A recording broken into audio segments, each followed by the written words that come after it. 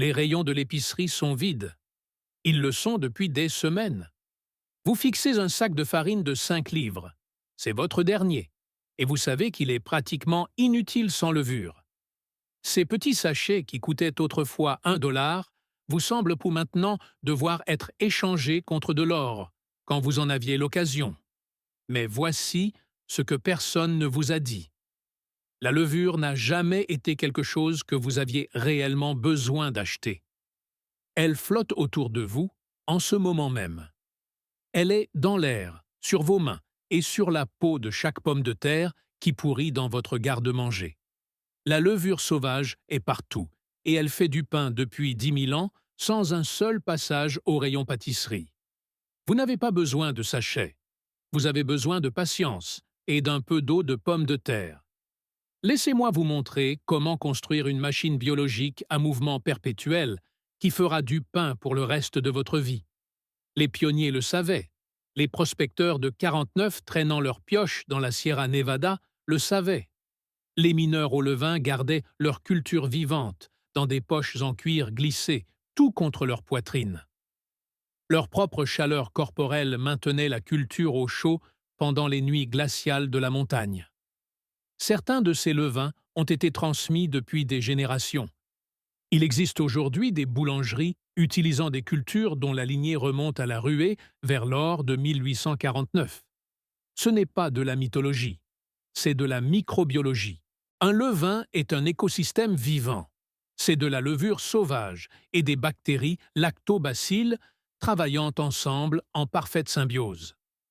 La levure produit du dioxyde de carbone, ce qui fait lever votre pain. Les bactéries produisent de l'acide lactique, ce qui donne au levain son goût acidulé caractéristique et, plus important encore, agit comme un conservateur naturel. Ce n'est donc pas seulement du pain. C'est un pain qui résiste à la moisissure, se digère plus facilement et ne nécessite aucune réfrigération pour maintenir la culture en vie. La levure commerciale est une souche unique, sélectionnée pour sa rapidité et rien d'autre.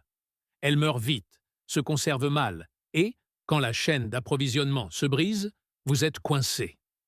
La levure sauvage est résiliente. Elle s'adapte. Elle survit et elle est gratuite. Voici comment la capturer. Commencez par des pommes de terre. Peu importe le type.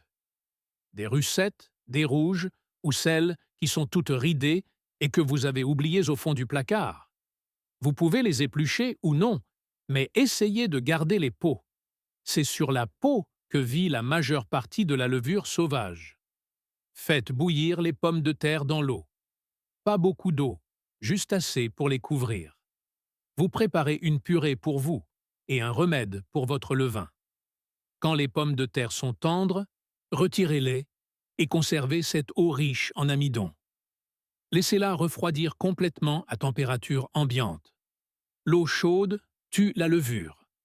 La patience est la clé ici. Maintenant, prenez un bocal propre. Le verre est préférable, mais n'importe quel récipient convient tant qu'il n'est pas en métal. Le métal peut réagir avec les acides que votre levain produira. Ajoutez une tasse de cette eau de pomme de terre refroidie et une tasse de farine. Mélangez jusqu'à obtenir une pâte épaisse, comme une pâte à crêpes qui a connu des jours meilleurs. Couvrez-le sans serrer, pas de manière hermétique. La levure a besoin de respirer. Un linge fonctionne. Un filtre à café fonctionne. Un couvercle posé sur le dessus, sans être vissé, fonctionne. Placez le bocal dans un endroit chaud, une température de 21 à 27 degrés. Celsius est idéal. Près d'une cuisinière, sur un réfrigérateur ou dans un placard avec une veilleuse. Plus l'environnement est chaud, plus les choses iront vite. Maintenant, attendez. Le premier jour, rien ne se passe. C'est normal. Le deuxième jour, vous pourriez voir quelques petites bulles. Au troisième jour, vous verrez plus de bulles et peut-être une odeur. Acidulée, aigre, peut-être un peu forte. Ce sont les bactéries qui se mettent au travail. Au quatrième jour, les choses devraient être actives. Vous verrez des bulles remonter à travers la pâte et une odeur aigre distincte. La surface pourrait même sembler mousseuse. Si ça sent l'alcool, c'est normal. Si ça sent la mort putride, jetez tout et recommencez. Parfois, les mauvaises bactéries gagnent la course. C'est rare si vous gardez tout propre, mais cela peut arriver. C'est ici que la magie commence. Le nourrissage. Chaque jour à la même heure, si vous le pouvez, vous allez jeter la moitié de votre levain et ajouter de la farine fraîche et de l'eau en parts égales. Ainsi, si vous aviez une tasse de levain, vous en jetez une demi-tasse, puis vous ajoutez une demi-tasse de farine et une demi-tasse d'eau. Mélangez, couvrez et attendez. Pourquoi jeter? Parce que la levure et les bactéries mangent la farine et produisent des déchets. Si vous continuez à ajouter de la nourriture sans retirer une partie de l'ancienne culture, l'acidité devient trop élevée et la population meurt. Le fait de jeter maintient le pH équilibré et l'écosystème sain. Voyez cela comme la vidange d'un moteur qui fonctionne à la farine. Vers le 7e jour, peut-être le 10e, vous aurez un levain vivant, actif et bouillonnant, qui double de volume de manière fiable dans les 4 à 6 heures suivant son nourrissage.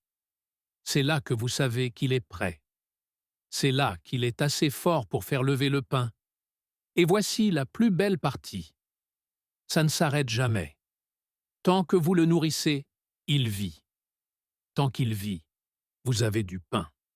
Les mineurs le savaient. Ils dormaient avec leur levain. Il leur donnait des noms.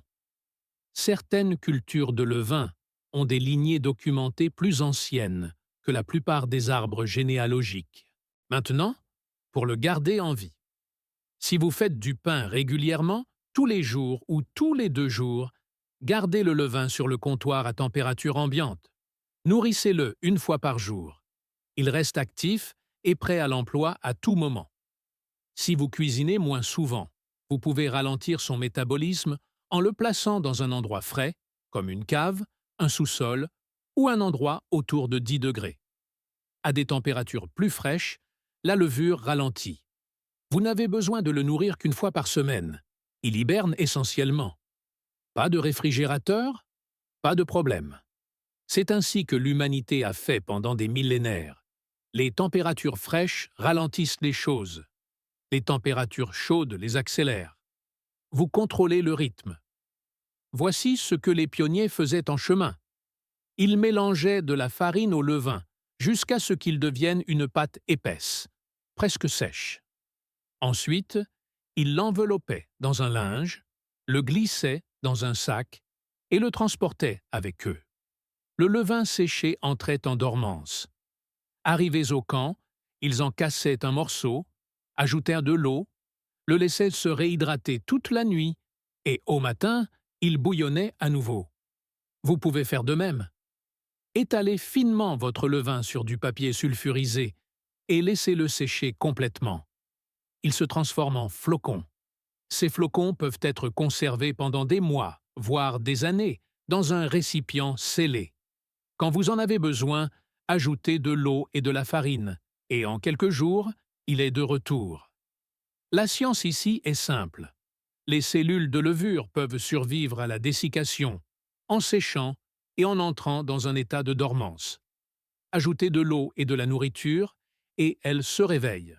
C'est le même mécanisme qui permet à ces sachets de levure commerciale de fonctionner, sauf que vous avez fabriqué celui-ci vous-même à partir de pommes de terre, gratuitement.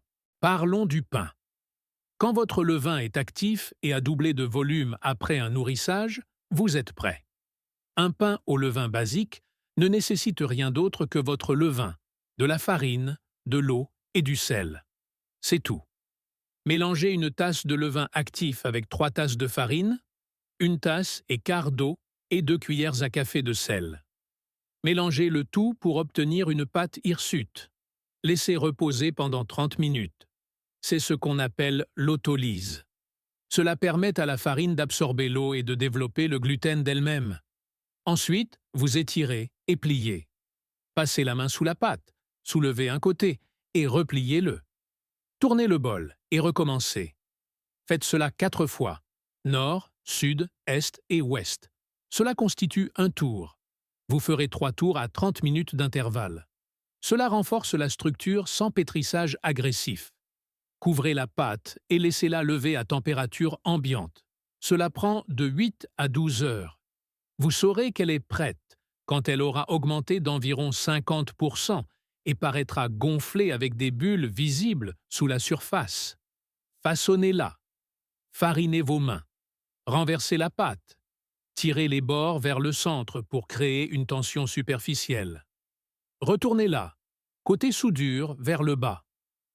Laissez reposer encore 1 heure. Chauffez votre four au maximum, de 230 à 260 degrés si vous le pouvez. Placez une cocotte ou n'importe quelle marmite lourde à l'intérieur pour préchauffer.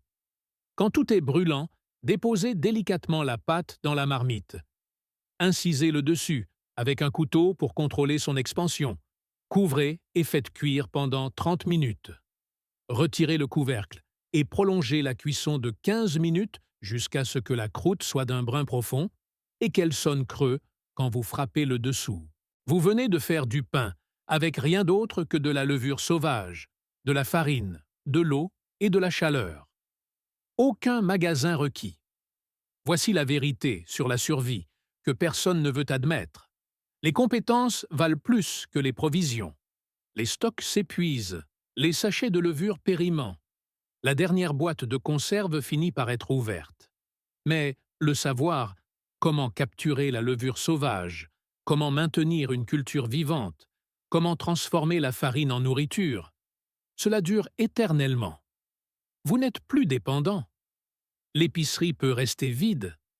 La chaîne d'approvisionnement peut s'effondrer. Vous avez un bocal sur votre comptoir qui fait du pain avec de l'air et de la farine. Nourrissez-le. Gardez-le en vie. Boulanger. Et quand quelqu'un vous demandera où vous avez trouvé la levure, dites-lui la vérité. Vous ne l'avez trouvée nulle part. Elle a toujours été là. Si cette histoire change votre regard sur les ingrédients simples de votre garde-manger, n'hésitez pas à vous abonner et à aimer la chaîne. Nous découvrons l'histoire et les compétences qu'ils ont essayé d'enfouir. Plantez les graines de votre propre avenir. Le prochain trésor de connaissances sera bientôt ouvert.